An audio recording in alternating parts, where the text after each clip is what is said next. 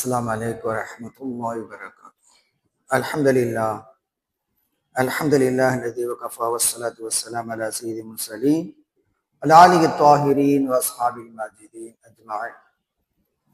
ما بعد قد قال الله تعالى في القرآن الكريم وفي الفرقان المجيد أعوذ بالله من الشيطان الرجيم ولله على الناس حج البيت من استطاع إليه سبيلا صدق الله العلي العظيم. وقال رسول الله صلى الله عليه وسلم من حج لله فلم يرفث ولم يفسق رجع كيوم ولدته. صدق رسول النبي الكريم. رب اشرح لي صدري ويسر لي امري واحلل عقدة من لساني يفقهوا قولي. سبحانك لا علم لنا الا ما علمتنا انك انت العليم الحكيم. இவ்வுலகை படைத்து பரிபாலித்துக் கொண்டிருக்கின்ற பேரிறைவன் அல்லாஹ் ஒருவனுக்கு புகழ் அனைத்து முடித்தார். இவ்வுலக மக்கள் அனைவருக்கும் வழிகாட்டியாக வந்த அண்ணன் நபி ஸல்லல்லாஹு அலைஹி வஸல்லம் அவர்களை பின்பற்றிய சஹாபாக்கள், தாபீன்கள், தாபீன்கள், அவுலியாக்கள், உலமாக்கள் மற்றும் இங்கே குழுமி இருக்கின்ற நம் அனைவர் மீதும் அல்லாஹ்வுடைய வற்றாக்கள் என்றென்றும் உண்டாட்டுமாகும். கண்ணியத்துக்குரிய இஸ்லாம் பிரிவுகளே சகோதரர்களே, உங்கள் அனைவருக்கும் சலாமை தெரிவித்துக் கொள்கிறேன். அஸ்ஸலாமு அலைக்கும் வரஹ்மத்துல்லாஹி வபரகாத்துஹு. கண்ணியத்துக்குரிய இஸ்லாமிய பிரிவுகளே சகோதரர்களே, அல்லாஹ்வின் பெரும் கருணையால் பல்வேறு நாடுகளில் இருந்து பைத்துல்லாவை நோக்கி, காபத்துல்லாவை நோக்கி மக்கள் சென்று கொண்டிருக்கின்றார்கள். அல்லாஹ் நாடியவருக்கு அத்தகைய நற்பாக்கியத்தை விரைவிலேயே வழங்குகின்றான். அல்லாஹ் நாடியவருக்கு மிக தாமதமாகவும் அதை வழங்குகின்றான், சிலருக்கு வழங்காமலே போய்விடுகின்றான். ஆக இந்த ஹஜ் என்பது இபாதத்துகளில் முதன்மையானது, மிக முக்கியமான இபாதத், ஐம்பெரும் கடமைகளில் ஒன்றாகும். அது கடமைகளில் கடைசியாக இருந்தாலும் அது எப்போது எந்த அளவிற்கு நாம் அதை துரிதமாக செய்ய வேண்டுமோ அந்த அளவுக்கு அதை விரைவாக துரிதமாக செய்துவிட வேண்டும். எப்போது அதற்கான வாய்ப்பு நமக்கு கிடைக்கிறதோ அந்த வாய்ப்பை சரியாக பயன்படுத்தி கொண்டு அந்த ஹஜ்ஜை நாம் செய்து முடித்து விட வேண்டும். எல்லா கடமையும் முடிச்சுட்டு பிள்ளைகளுக்கு நிக்காலாம் முடிக்கணும், வீடு கட்டணும், இதெல்லாம் முடிச்சுட்டு கடைசியா நம்ம அதை வச்சுக்கலாம், கடைசியா ஹஜ்ஜுக்கு போய்க்கலாம் அப்படின்னு நினைக்கக்கூடியவங்க இருக்கிறாங்க. இன்னும் நிறைய விஷயம் இருக்குது, கடமை இருக்குது, வீடு கட்ட வேண்டியது இருக்குது, பிள்ளைக்கு நிக்கா முடிக்கணும், இப்படி எல்லாம் சொல்லிட்டு அதை தாமதப்படுத்தக்கூடிய நிலையை பார்க்கணும். வயசான காலத்துல போவாங்க, 60 வயசு, 65 வயசு, சில பேர் 70 வயசு, இப்படி எல்லாம் போகக்கூடியவங்க இருக்கிறாங்க. அப்படி அல்லாமல் அந்த கடமை ஆகக்கூடிய அந்த நேரத்திலேயே, இளமை காலத்திலேயே ஹஜ்ஜுக்கு சென்றால் அதற்கான, அதாவது அதனுடைய அமல்களை நாம் நல்ல முறையிலே செய்வதற்கான ஒரு நல் வாய்ப்பு நமக்கு கிடைக்கும். எல்லா அமல்களையும் பூரணமாக நாம் நிறைவேற்றுவதற்கான வாய்ப்பு கிடைக்கும். இல்லைன்னு சொன்னா இப்ப கடைசி காலத்துல தொழுகிறாங்கல்ல, கடைசி காலத்துலதான் தொழுக ஆரம்பிக்கும். அதுக்கு முன்னாலே எல்லாம் வாய்ப்பு இல்லைங்க, டைம் இல்லைங்க அப்படின்னு சொல்லிட்டே இருப்பாங்க. கடைசி காலத்துல தொழுக வருவாங்க. அதுக்கு பிறகு என்ன ஆகும்னா, தொழுக முடியாது, குனிய முடியலைங்க, ருக்கு செய்ய முடியல, சஜிதா செய்ய முடியல அப்படின்னு சொல்லி சேர்ல தொழுகக்கூடிய நிலை வந்துடும். அப்படிப்பட்ட நிலை ஹஜ்ஜிலையும் இருக்கக்கூடாது. எந்த அளவுக்கு துரிதமாக செய்ய வேண்டுமோ அந்த அளவுக்கு அதை விரைவாக முடித்து விட வேண்டும். திருமறை குர்ஆனிலே அல்லாஹ் தஆலா சொல்கிறார், லில்லாஹி அலன்னாசி ஹஜ்ஜுல் பைத்தி மன் இஸ்தா இலைஹி சபீலா. மக்கள் மீது ஹஜ் செய்வது கடமை, யார் அதற்கு இயலுமோ அவர்களுக்கு கடமை. யார் அங்க சென்று ஹஜ் செய்வதற்கு இயலுமோ அவர்கள் மீது ஹஜ் செய்வது கடமை என்று அல்லாஹ் தஆலா சொல்கிறார். அப்ப அங்கே செல்வதற்கு என்னென்ன வேணும்? முதல்ல பொருளாதாரம் வேணும், நம்ம பொருளாதாரம் வேண்டும். இரண்டாவது உடல் ஆரோக்கியமா இருக்கணும். இந்த ரெண்டு தான் மிக தேவை. அப்ப பொருளாதாரம் இன்னைக்கு அன்றைக்கு வாகனம் வசதி இருக்கணும் அப்படின்னு சொன்னாங்க. இன்னைக்கு வாகனம் வசதி எல்லாம் நிறையவே இருக்குது. பொருளாதாரம் வேணும், இரண்டாவது ஆரோக்கியம், அதன் பிறகு மூன்றாவது இன்றைய கால நெருக்கடி சூழ்நிலை அடிப்படையில ஒவ்வொரு நாட்டுக்கும் ஒரு கோட்டா இருக்கு. இவ்வளவு பேர் தான் இந்த நாட்டில இருந்து வரணும் அப்படின்னு சொல்லி ஒரு விதி இருக்கிறது. அந்த அடிப்படையில குலுக்கு சீட்டு போட்டுதான் அதை தேர்வு செய்கிறாங்க. அதையும் தாண்டி பிரைவேட்ல போகக்கூடியவங்க சில பேர் இருக்கிறாங்க. அவ்வளவுதான், பிரைவேட்டுக்கும் சில ஒரு கோட்டா இருக்குது. அதை தாண்டி எல்லாரும் நாடுனா போக முடியாது. அப்ப அந்த நாட்டம் எந்த அளவிற்கு நீயத்து பக்காவாக இருக்கிறதோ, உறுதியாக இருக்கிறதோ, அதற்கேற்ப அவரவருக்கு கிடைக்கும் இன்ஷா அல்லாஹ். ஆக இந்த ஹஜ்ஜுக்கு போகணும் அப்படின்னு சொல்லி நீயத்து நம்ம பக்காவா வைத்து விட்டால் அல்லாஹ் தஆலா அங்கே அழைத்து சென்று விடுவான். சில பேருக்கு காசு பணம்லாம் நிறைய இருக்கும், ஆனா போகணும்னு அந்த நியத்தே வராது. அப்படி போகணும் அப்படிங்கிற ஒரு ஆசையே ஏற்படாது, அவங்களுக்கு போகக்கூடிய வாய்ப்பு இருக்காது. சில பேர் ஏழையா இருப்பாங்க, ஆனா அங்க போகணும் அல்லாஹ்வுடைய வீட்டை பார்க்கணும் அப்படின்னு சொல்லி ரொம்ப அதிகமான ஆசை இருக்கும் அவங்களுடைய மனசுல. அங்க போயிடணும் எப்படியாவது அப்படின்னு சொல்லி நியத்து வச்சிருப்பாங்க, அப்படியே ஆசையோடு இருப்பாங்க. அப்படிப்பட்டவர்கள் அல்லாஹ் தஆலா அழைச்சிட்டு போயிடணும். அது எப்படி போறாங்க அப்படின்னு சொல்லி தெரியாது. கணியத்திற்குரிய இஸ்லாம் பெரியவர்களே, நிய்யத்து மிக முக்கியமானது. நிய்யத்து மிக முக்கியம். அங்கே செல்ல வேண்டும் என்ற ஆர்வம் நமக்கு இருக்க வேண்டும். அப்படி இருந்தாலே அல்லாஹ் தஆலா அங்கே அழைத்து சென்று விடுவான். கணியத்திற்குரிய இஸ்லாம் பெரியவர்களே, ஆக ஹஜ் செய்வதற்கு மிக முக்கியமானது பொருளாதாரம் என்பது, இரண்டாவது உடல் ஆரோக்கியம். இன்றைய கால நெருக்கடியின் அடிப்படையில, அந்த கோட்டாவின் அடிப்படையில அங்கே ஹஜ் செல்வதற்கான வாய்ப்பு ஒவ்வொருவருக்கும் வழங்கப்படுகிறது. கண்ணியத்திற்குரிய இஸ்லாம் பெரியவர்களே, நாம் ஒவ்வொருவருமே ஹஜ் செய்ய வேண்டும் என்று நியத்து வைத்துக் கொள்ள வேண்டும். மன் ஹஜ்ஜலில்லா ஃபலம் யர்ஃபுஸ் வலம் யஃப்சுக் ரஜஅ கயௌமி வலஅத்து உம்மு. யார் ஹஜ் செய்கின்றாரோ, ஹஜ் செய்கின்ற போது அவர் தவறான வார்த்தைகள், கெட்ட வார்த்தைகள் எதுவும் பேசவில்லை, தவறுகள் செய்யவில்லை, பாவங்கள் எதுவும் செய்யவில்லை என்று சொன்னால் அவரை அவருடைய தாய் ஈண்டெடுத்த நாளில் இருந்ததை போல அவர் திரும்பி வருவார். ஒரு குழந்தை பிறக்கின்ற போது எந்த பாவமும் இல்லாமல் பிறக்கிறது, அது போன்ற நிலை அந்த ஹஜ் செய்துவிட்டு வருகின்றவருக்கு கிடைக்கிறது. அதாவது எந்தவித பாவமும் இல்லாமல் அவர் திரும்ப வருகிறார். அப்படிப்பட்ட ஒரு வாய்ப்பை, அத்தகைய ஒரு தௌஃபீக்கை அல்லாஹ் தஆலா அவருக்கு கொடுக்கிறார். அத்தகைய நியாமத்தை, அத்தகைய நற்கூலியை அல்லாஹ் தஆலா அவருக்கு வழங்குகிறான். எல்லா பாவங்களும் டோட்டலா அழிஞ்சிடும், முழுமையாக அல்லாஹ் தஆலா அழித்து விடுகின்றான். அவருக்கு முழுமையான நற்கூலியை கொடுக்கின்றார். மற்றொரு ஹதீஸிலே நபி ஸல்லல்லாஹு அலைஹி வஸல்லம் சொல்லக்கூடிய செய்தி, அல் ஹஜ்ஜுல் மப்ரூர் லைஸ லஹு ஜஸா இல்லல் ஜன்னah. ஹஜ் மப்ரூர், ஏற்றுக்கொள்ளப்பட்ட ஹஜ்ஜுக்கு சொர்க்கத்தை தவிர வேறு கூலி இல்லை என்று சொன்னார். சொர்க்கம்தான் அவருக்கான நற்கூலி.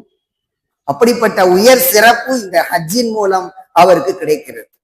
எனவே கண்ணியத்திற்குரிய இஸ்லாம் பெரியவர்களே, ஒவ்வொருவரும் ஹஜ் செய்வதற்கு நியத்து வைத்துக் கொள்ள வேண்டும். நம்மனால பொருளாதாரம் இல்லை அப்படின்னு நினைத்தால் கூட அதற்கான வசதி வாய்ப்பை அல்லாஹ் தஆலா உண்டாக்குவான், அல்லாஹ் ஏற்பாடு செய்வான். எனவே நமக்கு தேவை நியத்து மட்டும்தான். இப்ப நியத்தை தான் அல்லாஹ் தஆலா பார்க்கிறான். அதனால்தான் யாருமே இல்லாத அந்த காலகட்டத்தில், அதாவது அங்கே இப்ராஹிம் அலைஹிஸ்ஸலாம் அவருடைய குடும்பத்தார் மட்டும்தான் இருக்காங்க. அப்படிப்பட்ட காலகட்டத்தில் அந்த பைத்துல்லாவை, காபத்துல்லாவை கட்டி முடித்த பிறகு அல்லாஹ் தஆலா அறிவிப்பு செய்யுங்கள் என்று சொல்கிறார். அறிவிப்பு செய்யுங்க, இந்த ஹஜ்ஜுக்கு வாங்க அப்படின்னு சொல்லி அறிவிப்பு செய்யுங்க அப்படின்னு அல்லாஹ் தஆலா கட்டளை இடுகிறார். அப்போது இப்ராஹிம் அலைஹிஸ்ஸலாம் கேட்கிறாங்க, இங்க யாருமே இல்லையே, யாருக்கு அறிவிப்பு செய்யறது அப்படின்னு சொல்லி அவங்க கேட்கிறாங்க.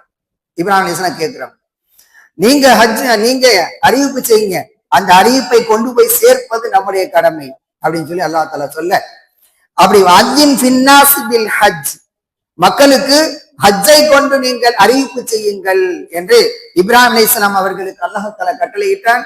அவர்கள் அழைப்பு கொடுத்தார்கள். அந்த அழைப்பு யாருடைய காதிலெல்லாம் விழுந்ததோ, விழுக வேண்டும் என்று அல்லாஹ் நினைத்தானோ அவர்கள் எல்லாம் அங்கே ஹஜ்ஜுக்கு போவார்கள். அதாவது தொழுகைக்கு நம்ம எப்படி பாங்கு சொன்ன பிறகு பள்ளியை நோக்கி வருகின்றோமோ, அது போல அழைப்பு இல்லாம நம்ம எந்த வீட்டுக்கு போக மாட்டோம். அழைப்பு இருந்தா தானே வீட்டுக்கு போவோம். அது மாதிரி அழைப்பு இருந்தாதான் விருந்துக்கு போவோம். அது மாதிரி பள்ளியாசலுக்கு நம்ம வர்றதுக்கும் அழைப்பு அல்லாஹ் தஆலா ஒவ்வொரு தடவையும் கொடுக்குறான். அதனால அழைப்பை கேட்டு நம்ம பள்ளியாசலுக்கு வரோம் தொழுக. அது போல ஹஜ்ஜுக்கு அல்லாஹ் தஆலா அழைப்பு கொடுத்து விட்டான். மொத்தமா சேர்த்து எல்லாருக்கும் சேர்த்து ஒரே அழைப்பாக இப்ராஹிம் அலைஹிஸ்ஸலாம் அவர்கள் கொடுத்து விட்டார்கள். அவர்கள் மூலம் அல்லாஹ் கொடுத்து விட்டான். அந்த அழைப்பை கேட்டுதான் நம்ம போறோம், ஹஜ்ஜுக்கு போறோம். அல்லாஹ்வுடைய விருந்தாளிகளாக நாம் செல்கிறோம். அல்லாஹ் சொல்கிறான், தூக்க ரிஜாலன் வாலா குல்லி வாமிரின் யதீன மின் குல்லி ஃபஜ்ஜின் அமீக். அவர்கள் கால்நடையாக நடந்து நடந்து வருவார்கள். ஒவ்வொரு பள்ளத்தாக்கிலிருந்தும் அவர் வருவார்கள். ஆழமான ஒவ்வொரு பகுதியிலிருந்தும் அவர்கள் வருவார்கள் என்று அல்லாஹ் தஆலா இந்த வசனத்திலே, ஹஜ் என்ற அத்தியாயத்திலே இடம்பெற்றுள்ள இந்த வசனத்திலே சொல்லிக்காட்டு.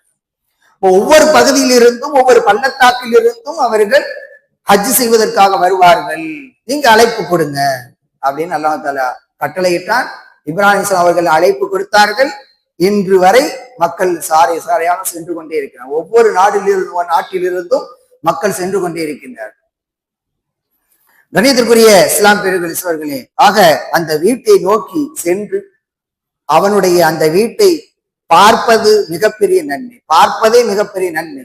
அதன் பிறகு தவாப் செய்வது, சை செய்வது, அதுக்கப்புறம் அரஃபாவுல தங்குவது, முஸ்தலிஃபால தங்குவது, மினாவுல தங்குவது எல்லாமே ஒரு இபாதத்தாக அல்லாஹ் தஆலா வைத்திருக்கிறார்.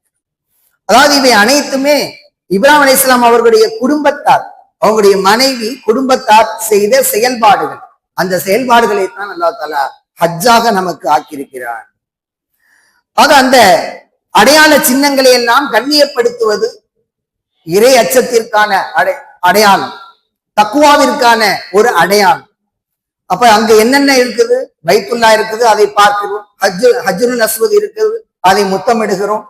அதன் பிறகு எல்லா இடங்களுக்கும் சென்று துவா செய்கிறோம். எல்லா இடங்களையுமே நம்ம கண்ணியப்படுத்துகிறோம். அப்ப அது குறித்து அல்லாஹ் சொல்கின்றான்,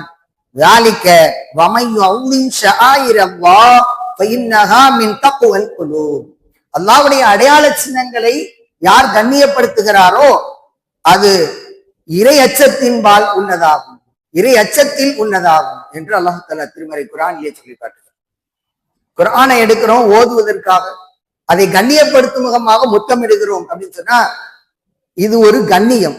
அப்ப அல்லாஹ்வுடைய அடையாள சின்னமாக உள்ள அந்த குர்ஆன், அதை முத்தமிடுகிறோம் என்று சொன்னால் அதற்கான நன்மை உண்டு. அது இறை அச்சம், அல்லாஹ்வுடைய அச்சத்தால் ஏற்படுகின்ற முத்தம்.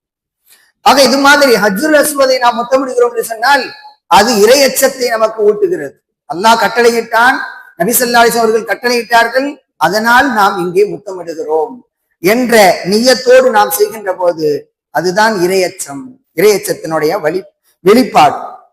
கணித்திற்குரிய இஸ்லாம் பெருமக்களே சகோதரர்களே, இப்படி நாம் பார்க்கின்ற போது சஃபா மர்வா என்பதும் அல்லாஹ்வுடைய அடையாள சின்னம். சஃபா மர்வா அது குறித்து நமக்கு தெரியும், அதனுடைய வரலாறு தெரியும். அன்னை ஹாஜர் அலைஹிஸ்ஸலாம் அவர்கள் தம்முடைய பிள்ளை இஸ்மாயில் அலைஹிஸ்ஸலாம் அவர்கள் குழந்தையாக இருந்தபோது அந்த குழந்தைக்கு பாலூட்டுவதற்கு எதுவுமே இல்லை, எல்லாம் முடிஞ்சு போச்சு. அப்படிப்பட்ட அந்த நேரத்துல ஏதாவது தண்ணீர் கிடைக்குமா, குழந்தைக்கு கொடுக்கணுமே அப்படின்னு சொல்லி தண்ணீர் கிடைக்குமா என்று இங்கும் அங்கும் அலைந்து ஓடுகின்றார். சஃபா மர்வா இப்படி மாறி மாறி ஆக 7 தடவை ஓடி முடித்தார். அந்த ஓட்டம் தான் அதனுடைய அடையாளத்தை வெளிப்படுத்தும் முகமாக, அதை காலத்திற்கு ஒரு அடையாளமாக வைக்க வேண்டும் என்ற அடிப்படையில் அதை ஒரு இபாதத்தாக அல்லாஹ் தஆலா ஆக்கிவிட்டான். சஃபா மர்வா உம்ரா செய்பவர்களுக்கும் ஹஜ் செய்பவர்களுக்கும் 2 பேருமே அதை தொங்கோட்டம் ஓடணும். சஃபா மர்வாவில் ஓடினாதான் உம்ரா நிறைவேறும், ஹஜ் நிறைவேறும். ஆக அதை ஒரு இபாதத்தாக அல்லாஹ் தஆலா வைத்திருக்கிறான். இன்ன சஃபா வல் மர்வத்த மின் ஷஆயிரில்லாஹ், நிச்சயமாக சஃபாவும் மர்வாவும் அல்லாஹ்வுடைய அடையாள சின்னங்களுள் உள்ளவையாகும். ஃபமன் ஹஜ்ஜல் பைத்த அபியோ தமர, யார் பைத்துல்லாவை ஹஜ் செய்கின்றாரோ அல்லது உம்ரா செய்கின்றாரோ அவர் ஃபலா ஜுனாஹ அலைஹி அன் யத்தவஃப பிஹிமா, அந்த 2ஐயும் தவாப் செய்வது அவர் மீது குற்றம் இல்லை. அதாவது செய்யவில்லை. யார் ஹஜ்ஜை நியத்து செய்து விட்டாரோ அவர் ஃபலா ரஃபஸ வலா ஃபுசூக வலா ஜிதால ஃபில் ஹஜ், யார் ஹஜ்ஜுக்கு போகணும் அப்படின்னு சொல்லி நியத்து வைத்து விட்டாரோ, ஹஜ் செய்ய நாடுகிறாரோ அவர் அந்த ஹஜ்ஜுடைய சமயத்துல எந்த கெட்ட பேச்சுகளும் பேசக்கூடாது, எந்த பாவத்தையும் அவர் செய்யக்கூடாது. வலா ஜிதால, எந்த சண்டையும் போடக்கூடாது. ஒதுங்கி போற, ஏன்டா என்னை மிதிச்ச அப்படியெல்லாம் அங்க போய் சொல்லிட்டு இருக்க முடியாது. அது மாதிரி மிதிப்பட்டாலும் சரி அடிபட்டாலும் சரி அல்லாஹ்வை பொறுத்து கொண்டு அங்கே செல்ல வேண்டும். அதுதான் அங்கே ஹஜ். அதனாலதான் பொறுமை என்பது அவசிய தேவை, பொறுமை என்பது அதிகமாக தேவை, பொறுமையோடு இருக்க வேண்டும். அந்த பொறுமை தான் ஹஜ்ஜுடைய நன்மைகளை நமக்கு முழுமையாக ஈட்டி தரக்கூடியது. பொறுமைதான் அதிகமான நன்மைகளை, முழுமையான நன்மையை நமக்கு ஈட்டி தரக்கூடியது. வமா தஃபாலு மின் கைரின் யஅலமுல்லாஹ், யார் நன்மையை செய்கின்றாரோ, யார் நன்மையை செய்கிறாரோ அல்லாஹ் அதை அறிகின்றான். வதஸவ்வது ஃபஇன்ன கைரஸ் ஸாதி தக்வா, நீங்கள் உங்களுடைய பயணத்திற்காக உணவுப் பொருட்களை தயார் செய்து வைத்துக் கொள்ளுங்கள். ஆனால் எல்லாவற்றிலும் சிறந்த ஒரு உணவு, அதாவது நீங்கள் மிகச் சிறப்பாக தயார் செய்ய வேண்டியது தக்குவா, இறையச்சம். அல்லாஹ்வுக்காக நான் போறேன், அல்லாஹ்வுடைய அன்பை பெறுவதற்காக போறேன், அல்லாஹ்வுடைய மன்னிப்பை பெறுவதற்காக நான் செல்கிறேன் அப்படிங்கிற அந்த நியத்து இருக்க வேண்டும், வேறு நோக்கம் இருக்கக்கூடாது. அப்ப இன்ன கைரஸ் ஸாதி அத்தக்குவா, இறையச்சம். அந்த கட்டுச்சாதங்களிலே மிகச் சிறந்தது, அதாவது ஒவ்வொரு மனிதனும் சேர்த்து வைக்கக்கூடிய உணவுப் பொருள்களே மிகச் சிறந்தது என்ன அப்படின்னு சொன்னா தக்குவா, இறையச்சம். அப்ப அந்த அச்சம், இறை அச்சம் இருக்கக்கூடியவர்கள் தான் அங்கே ஹஜ் செய்கின்றார்கள். எனவே கண்ணியத்திற்குரிய இஸ்லாம் பெருமக்களே, நமக்கு அந்த இறையச்சம் வேண்டும். இப்படி நாம் பார்க்கின்ற போது ஹஜ் என்பது மிகச்சிறந்த ஒரு அமல் என்பதை நாம் புரிந்து கொள்கின்றோம். நபி ஸல்லல்லாஹு அலைஹி வஸல்லம் அவரிடத்துல கேட்கிறாங்க, எந்த அமல்களிலே சிறந்த அமல் எது, ஐயில் அமல் அஃதல் அப்படி கேட்டபோது ஈமானு பில்லாஹ் வ ரசூலிஹி, அல்லாஹ்வையும் அவருடைய தூதரையும் நம்புவதுதான் மிகச்சிறந்த அமல். அப்ப அந்த ஈமான் இருக்குதே, அதுதான் மிகச்சிறந்த அமல், எல்லாவற்றுக்கும் மேலானது. இன்று எத்தனையோ பேர் வசதி வாய்ப்புகளோடு பதவி சுகங்களோடு இருக்கின்றார்கள், அவர்களை பார்த்து நாம் ஆச்சரியப்படுகிறோம். ஆனால் அவர்கள் எல்லாம் மூமின்கள் கிடையாது. ஆனால் நாம் ஈமான் கொண்டிருக்கிறோம். அந்த ஈமானுடைய ரேட், அதனுடைய உயர்வு என்ன அப்படின்னு சொல்லி நமக்கு தெரியல. அப்ப அது எவ்வளவு உயர்வானது அப்படிங்கிறத நம்ம விளங்கிக்கணும். எந்த அமல் சிறந்தது என்று கேட்டபோது ஈமானு பில்லாஹ் வ ரசூலிஹி, அல்லாஹ்வையும் அவருடைய தூதரையும் நம்புவது என்று சொன்னார். ஆக ஈமானோடு நாம் ஈமான் கொண்டிருக்கவே அது எவ்வளவு உயர்வானது என்பதை நாம் புரிந்து கொள்ள வேண்டும்.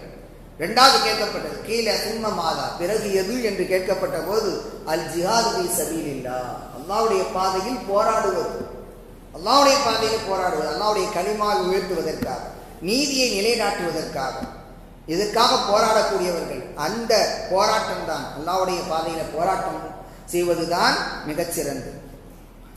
கீழ சும்ம மாதா, பிறகு எது என்று கேட்கப்பட்ட போது ஹஜ்ஜும் மப்ரூர், நல்ல முறையில், அதாவது ஏற்றுக்கொள்ளப்பட்ட ஹஜ், அதுதான் சிறந்த அமல் என்று அல்லாஹ் ஸல்லல்லாஹு அலைஹி வஸல்லம் அவர்கள் சொல்லக்கூடிய செய்தி புகாரி, முஸ்லிம் உள்ளிட்ட பல்வேறு நூல்களிலே பதிவு செய்யப்பட்டிருக்கிறது.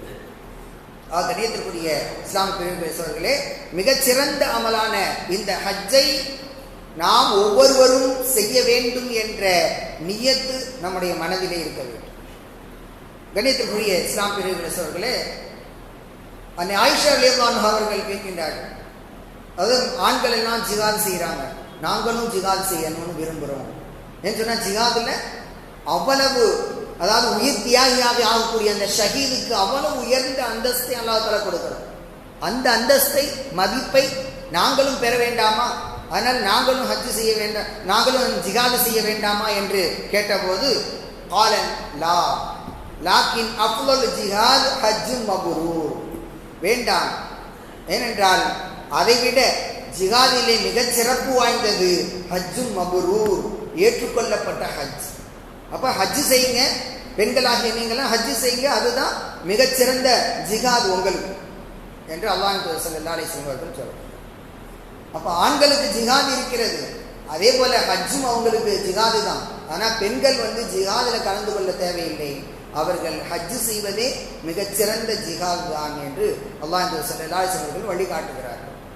ஆக ஹஜ் என்பது மிகச்சிறந்த ஒரு அமல், அதை நாம் செய்ய வேண்டும். இப்பொழுது நம்முடைய மஹல்லாவில் நிறைய பேர் போயிட்டே இருக்கிறாங்க. இன்னைக்கும் சில நாட்களுக்கு பிறகு கிளம்ப இருக்கிறாங்க, அப்படி ஏற்கனவே கிளம்பி புறப்பட்டு சென்றவர்களும் இருக்கிறார்கள். ஆக ஒவ்வொரு மஹல்லாவிலிருந்தும் பல்வேறு நபர்கள் ஹஜ்ஜை நோக்கி, காபத்துல்லாவை நோக்கி அவர்கள் சென்று கொண்டிருக்கிறார்கள் என்பதை பார்க்கின்ற போது நமக்கு மகிழ்ச்சியாக இருக்கிறது. அப்படி செல்லக்கூடியவர்களை நாம் கண்ணியப்படுத்தி அவர்களிடத்திலே எங்களுக்காக துவா செய்யுங்கள் என்று கேட்டுக்கொள்ள வேண்டும். என்று சொன்னால், துவா ஏற்றுக்கொள்ளப்படக்கூடிய அல்லாஹ்வுடைய வீட்டுக்கு அவர்கள் செல்கின்றார்கள். அப்படிப்பட்ட அந்த இடங்களிலே நின்று துவா செய்கின்ற போது நம்மையும் அவர்கள் சேர்த்து கொண்டால் நம்முடைய பாவங்களும் மன்னிக்கப்படும். அதற்காக நாம் அவர்களிடம் முசாபா செய்து எங்களுக்காக துவா செய்யுங்க அப்படின்னு நம்ம கேட்டுக்கொள்ள வேண்டும். கண்ணியத்துக்குரிய இஸ்லாம் பெரியவர்களே சகோதரர்களே, ஹஜ்ஜு என்பது 3 வகை இருக்கிறது. 3 வகையான ஹஜ் இருக்கிறது. ஒன்று இஃப்ராத், ஹஜ்ஜு இஃப்ராத் அப்படின்னு சொல்லுவாங்க. அதாவது வெறுமனே ஹஜ்ஜு மட்டும்தான் அதில் இருக்கும், வேற எதுவும் இருக்கா, ஹஜ்ஜு மட்டும்தான் செய்வாங்க. சில பேர் நம்ம கேள்விப்படுவோம், என்னங்க எல்லாரும் ஹஜ்ஜுக்கு போயிட்டாங்க, ஃப்ளைட்லாம் எல்லா ஃப்ளைட்டும் போயிடுச்சு, கடைசி ஃப்ளைட்டுக்கு போகிறீங்க, அதுவும் ஒரு 10 நாள் தான் நீங்கள் ஹஜ்ஜுக்கு போகிறீங்க அப்படின்னு சொல்லி நம்ம கேட்போம். சில பேர் கடைசி 10 நாள் மட்டும், அதாவது 10 நாள் மட்டும் ஹஜ்ஜுக்கு போவாங்க. அப்போ என்னங்க மற்றவங்களாம் 40 நாள் போகிறாங்க, நீங்கள் 10 நாள் மட்டும் போகிறீங்களே அப்படின்லாம் நம்ம கேட்போம். இப்போ இதுக்கு விடை என்ன அப்படின்னு நிறைய பேருக்கு தெரியாமல், அவங்க ஹஜ்ஜு மட்டும்தான் செய்வாங்க, உம்ரா செய்ய மாட்டாங்க, ஹஜ்ஜு மட்டும்தான் செய்வாங்க. அப்படிப்பட்ட ஒன்று, அதுக்கு பேர் தான் ஹஜ்ஜு இஃப்ராத் அப்படின்னு சொல்லப்படுது. அதாவது நேரடியாக அவங்க காபத்துல்லா சென்று அங்கே தவாஃபு செய்துவிட்டு நேரடியாக மினாவுக்கு போயிடுவாங்க. அப்படியே நேரடியாக மினாவுக்கு போயிடுவாங்க. இது மாதிரி செய்யக்கூடியது, வெறுமனே ஹஜ்ஜு மட்டும் செய்யக்கூடியது தான் ஹஜ்ஜை இஃப்ராத். அந்த ஹஜ்ஜை இஃப்ராதில் உலுஹியா கொடுக்க வேண்டும் என்ற அவசியம் இல்லை, அதில் குர்பானி கிடையாது. இதுதான் ஹஜ்ஜை இஃப்ராத் என்று. அது பிறகு ஹஜ்ஜே கிரான் அப்படின்னு இருக்குது. கிரான் அப்படின்னு சொன்னா ஃபர்ஸ்ட் உம்ரா, 2வது ஹஜ்ஜு, இரண்டும் செய்வார்கள். ஆனால் இரண்டுக்கும் இடைப்பட்ட நாட்கள்ல இஹ்ராமோடவே இருப்பார்கள், இஹ்ராம களைய மாட்டாங்க, இஹ்ராமோடவே அங்கே இருப்பார்கள், தங்கி இருப்பார்கள். இதுதான் ஹஜ்ஜே கிரான் என்று சொல்வது. அப்போ போனதும் முதல்ல அவங்க உம்ரா முடிச்சுட்டு அதுக்கப்புறம் மக்காவிலே தங்கி இருப்பாங்க, அமல்கள்லாம் செஞ்சுட்டு இருப்பாங்க. ஹஜ்ஜுடைய காலம் வந்த உடனே ஹஜ்ஜுக்கு அப்படியே மினாவுக்கு போயிடுவாங்க. மினாவிலேருந்து தான் தொடங்கும். அங்கேருந்து தொடங்கி அதுக்கு பிறகு அரபா, முஸ்தலிஃபா இதெல்லாம் வருவாங்க, எல்லாமே ஹஜ்ஜு முறைப்படி செய்வாங்க. இதுக்கு பேர் ஹஜ்ஜே கிரான் என்று பெயர். அதுக்கு பிறகு ஹஜ்ஜே தமத்து அப்படின்னு இருக்குது. இதுதான் பெரும்பாலோர் செய்யக்கூடிய ஹஜ். ஹஜ்ஜே தமத்து அப்படின்னு சொன்னா இடையில கொஞ்ச நாள் இஹ்ராமை கலைந்து விடுவார்கள். அதாவது 40 நாள் ட்ரிப்பில் போறாங்கல்ல, அவங்க என்ன செய்வாங்க, ஆரம்பத்தில் போனதும் உம்ரா செஞ்சிருவாங்க. உம்ரா செஞ்சுட்டு அதுக்கப்புறம் இஹ்ராம் உடையை கலைந்து விடுவார்கள், இஹ்ராமை முடிச்சுக்குவாங்க. அதுக்கு பிறகு நார்மல் ட்ரெஸ், நார்மலான நம்ம சட்டை போடுறோம்ல, இது மாதிரி ஆடைகளை அணிந்து கொண்டு அவர்கள் அமல்களை செய்து கொண்டு இருப்பார்கள். அந்த ஹஜ்ஜுடைய காலம் வந்துவிட்ட பிறகு, துல்ஹஜ் 8வது பிறை வந்துவிட்ட பிறகு அவர்கள் இஹ்ராம் கட்டி கொண்டு மீண்டும் அந்த ஹஜ்ஜுடைய அமல்களை செய்ய தொடங்குவார்கள். இதுதான் ஹஜ்ஜே தமத்து அப்படின்னு பேர். அப்போ இதைத்தான் பெரும்பாலும் செய்யக்கூடிய ஹஜ். 40 நாள் ட்ரிப்பில் போகிறாங்கல்ல, நிறைய பேர் 40 நாள் தான் போவாங்க. அப்படி போகும்போது அதாவது நிறைய அமல்கள், அங்கே 40 நாள் தங்கி இருந்து அமல்கள் செய்து நிறைய நன்மைகளை சேர்த்து கொள்ள வேண்டும் என்பதற்காக 40 நாள் போகிறாங்க. இல்லைன்னு சொன்னால் ஹஜ்ஜு என்பது வெறுமனே 5 நாள் தான், 5 நாள்லேயே ஹஜ்ஜை முடிச்சிடணும், அவ்வளோதான். அப்போ ஹஜ் என்பது வெறும் 5 நாள் தான். ஆனால் இந்த 40 நாள் ஏன் போகிறாங்க அப்படின்னு சொன்னால், அங்கே தங்கி இருந்து அமல்கள் செய்வது, அங்கே தொழுவதன் காரணமாக நமக்கு நிறைய நன்மைகள் கிடைக்கின்றன. ஒரு நாள், அதாவது காபத்துல்லாமல் ஒரு நாள் ஒரு வக்து தொழுவது 1,00,000 நன்மைகளை நமக்கு ஈட்டி தருகிறது, அவ்வளவு நன்மை. அதனால தான் 40 நாள் போகிறாங்க. கண்ணியத்திற்குரிய இஸ்லாம் பெரியவர்களே சகோதரர்களே, இப்படி நம்ம பார்க்கின்ற போது 3 விதமான இந்த ஹஜ் இருக்கிறது என்பதை நாம் தெரிந்து கொள்ள வேண்டும். அப்போ அதுக்கு என்ன செய்வாங்க, இப்போ ஹஜ்ஜு செய்ய போறார் ஒருத்தர், ஹாஜி என்ன செய்ய போகிறார், நம்ம ஹஜ்ஜு செய்ய போறோம் இன்ஷா அல்லாஹ். அப்போ எப்படி செய்யணும் அப்படின்னு சொன்னா, இஹ்ராம் ஹஜ்ஜுடைய நாள் இருக்குது, ஹஜ்ஜுடைய நாள் வந்துருச்சு அப்படின்னு சொன்னா, அந்த நாளில இஹ்ராம் மீகாத்தில் இருந்து அந்த குறிப்பிட்ட இடம் இருக்குது, இங்கே தான் இஹ்ராம் கட்டணும் அப்படின்னு சொல்லி இடம் இருக்குது. அந்த இடத்தில் இருந்து இஹ்ராம் கட்டி கொண்டு அங்கே நம்ம அதுக்கு இஹ்ராமுடைய ஆடையை அணிந்து கொண்டு குளிச்சு எல்லாம் நீட்டாக குளிச்சு சுத்தமாகி ஆடையை அணிந்து கொண்டு இஹ்ராம் ஆடை அணிந்து கொண்டு 2 ரக்காத்து தொழுதவாறு தவாஃபுல் குதூம் வசானி மக்கா, அதாவது பைத்துல்லா காபத்துல்லாவுக்கு அங்கே தவாஃப் செய்ய வேண்டும். அதுக்கு பிறகு சஹீ செய்ய வேண்டும். அப்படி செய்ததோடு அதை முடித்து கொண்டு அப்படியே 8வது நாள் துல்ஹிஜ்ஜா 8வது நாள் அங்கே மினாவுக்கு சென்று விட வேண்டும். மினாவுக்கு சென்று அங்கே தங்க வேண்டும். அதனால தான் மினாவில் கூடாரமாக அடித்து வச்சிருப்பாங்க. இப்போ இன்னைக்கு இப்போ நிரந்தரமான கட்டடங்களை கட்ட வேண்டும் என்று சவுதி அரசாங்கம் முடிவு செய்து நிரந்தரமான கட்டடங்களையும் பாதி அளவுக்கு கட்டியிருக்கிறாங்க. அப்ப அந்த மினாவில் போய் என்ன செய்யணும்? அங்க தங்கி இருக்கணும். தங்கி இருந்து தொழுகை நேரத்துக்கு தொழுகணும், மற்ற நேரத்துக்கு துவா செஞ்சுட்டு இருக்க வேண்டியது. அப்ப அங்க தங்கி லுகரு, அசரு, மகரிப், இஷா 9வது நாளுடைய ஃபஜ்ர் வரை அங்கதான் இருக்கணும். ஃபஜ்ரும் அங்கதான் தொழுகணும். தொழுது முடிச்சுட்டு அங்கிருந்து தான் அரஃபாவுக்கு போவாங்க. 9வது பிறை அரஃபாவுக்கு போயிடுவாங்க. அரஃபால போய் என்ன செய்யணும்? அங்கேயும் தங்கி இருக்கணும். தங்கி இருந்து துவா செய்யணும், தொழுகை நேரத்துக்கு தொழுகணும். தொழுகை நேரத்துக்கு தொழுகணும், துவா செய்யணும், திக்ர் செய்யணும். அதுதான். அப்ப லுகர், அசர் ரெண்டையும் சேர்த்து தொழுவாங்க. அந்த இடத்துல ரெண்டையும் சேர்த்து ஒரே நேரத்தில் ஒன்றன் பின் ஒன்றாக தொழுதுருவாங்க. தொழுதுட்டு அப்படியே துவா செய்துட்டு இருப்பாங்க. சூரியன் மறைகிற நேரம் வரைக்கும் அங்கதான் இருக்கணும். அங்கிருந்து அந்த சூரியன் மறையக்கூடிய நேரத்தில் மகரிப்லாம் தொழுகக்கூடாது. அங்க கிளம்பிடணும்.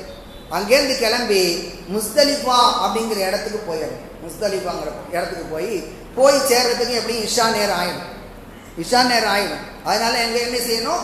மகரிப், இஷா ரெண்டையும் சேர்த்து அங்க முஸ்தலிஃபாவில் தொழுகணும். அதுக்கு பிறகு அங்கேயே இருந்து அதன் பிறகுதான் மறுநாள் அரஃபாவுக்கு, அதாவது மினாவுக்கு வந்து அங்கே, அதாவது அதுக்கு முன்னால கல்லெறியக்கூடிய இடம் இருக்குது. அந்த 10வது நாள் கல்லெறிந்து அதுக்கு பிறகு அந்த குர்பானி கொடுத்த பிறகு நம்முடைய முடியை மலித்து கொள்ள வேண்டும். மொட்டை அடிச்சுக்கிறது அல்லது கட்டிங் செய்து கொள்வது. பெரும்பாலும் மொட்டை அடிச்சுக்குவாங்க. அப்ப பெரும்பாலும் மொட்டை அடித்துக் கொள்வார்கள். அதை முடித்து விட்ட பிறகு அதோட ஹஜ்ஜு முடிஞ்சிருச்சு. அதன் பிறகு நேரா வந்து, அதாவது மக்காவுக்கு வந்து அங்கே தவாஃபுல் இஃபால்லா அப்படின்னு சொல்லி ஒரு தவாப் செய்வாங்க. தவாப் செய்து விட்டு அதன் பிறகு மினாவுக்கு தான் வரணும். மினாவுக்கு வந்து 11, 12, 13 அந்த 3 நாட்கள் அங்கேயே தங்கி இருந்து 3 நாட்களும் அந்த ஜம்ரத்துல் அகபா, அதாவது ஊலா, உஸ்தா அப்படின்னு சொல்லி இருக்குது. அந்த 3 இடங்கள்லையும் கல்லெறியணும். 3 நாள் இதுதான் வேலை. கல்லெறிந்து அதன் பிறகுதான் ஹஜ்ஜே, அதாவது தவாஃபுல் விதா அப்படின்னு இருக்குது. கடைசியாக மக்காவுக்கு வந்து காபத்துல்லாவை தவாப் செய்து விட்டு அதோடு நம்ம வீட்டுக்கு வந்துட வேண்டியது, அவ்வளவுதான். ஆக இப்படிப்பட்ட ஒரு அமல், இதை வந்து புரிந்து அந்த முறைப்படி செய்வதற்கு எத்தனை தடவை கேட்டாலும் அதை வந்து நமக்கு விளங்காது. எத்தனை தடவை கேட்டாலும் எப்படி அமல் செய்யணும் அப்படிங்கிறது விளங்காது. அங்கே போய் செய்யும் போது தான் நமக்கு விளங்கும். எனவே ஹஜ்ஜு செய்யக்கூடிய நற்பாக்கியத்தை அல்லாஹ் தஆலா நம் அனைவருக்கும் தந்தர் புரிவானாக. நம்மை சார்ந்தவர்களுக்கும் நம்முடைய குடும்பத்தார் அனைவருக்கும் அல்லாஹ் தஆலா தகிய நற்பாக்கியத்தை வழங்குவானாக. வாஹிதாவான் அல்ஹம்துலில்லாஹி ரப்பில் ஆலமீன். அஸ்ஸலாமு அலைக்கும் வரஹ்மத்துல்லாஹி வபரகாத்துஹு.